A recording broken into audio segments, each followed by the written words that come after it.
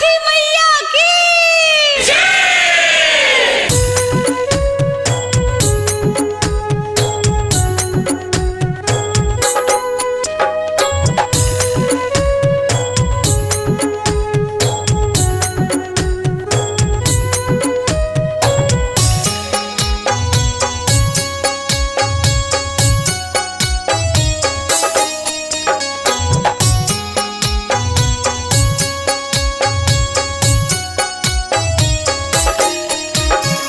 तीन दिन से भूखल दिवाई जो तारी जल्दी से आई नहे। तीन दिन से भूखल दिवाई जो तारी जल्दी से आई नहे। सलेमपुर के घटिया सूरज देव दर्शन दे खाई नहे। सलेमपुर के घटिया आदित्य माल दर्शन दे खाई नहे।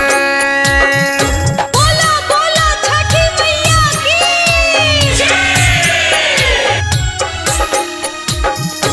Music by Mukesh Singh.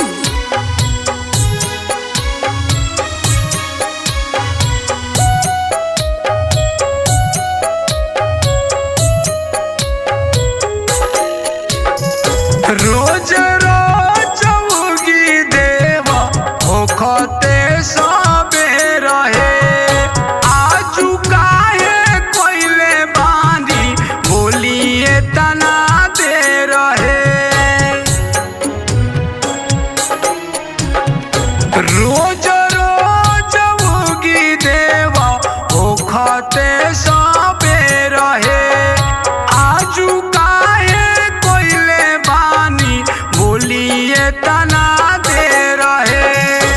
आरगा के हो तो बायो बेरे अबो देर जन लगाई नुहे।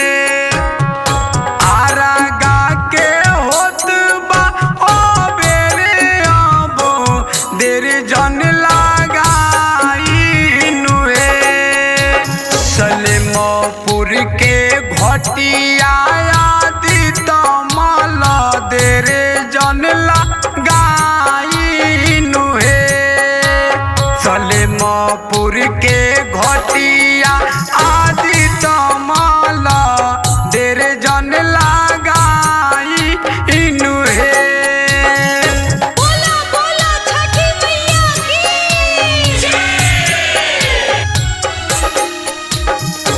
Music by Mukesh Singh.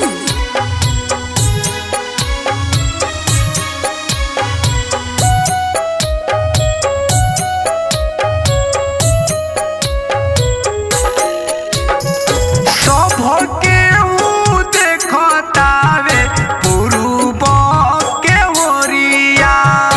Writer Ravinder करे रौरा से गोहरिया। सबके ऊ देखतावे पूर्व के ओरिया। राइटर रविंदर करे रौआ से गोहरिया। जिनो बाबा आसारा लगौले बाड़े आसारा पुराई नुहे।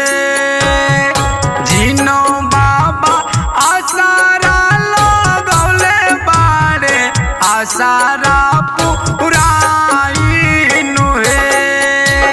सलेमपुर के घटिया आदित्य माल दर्शन दे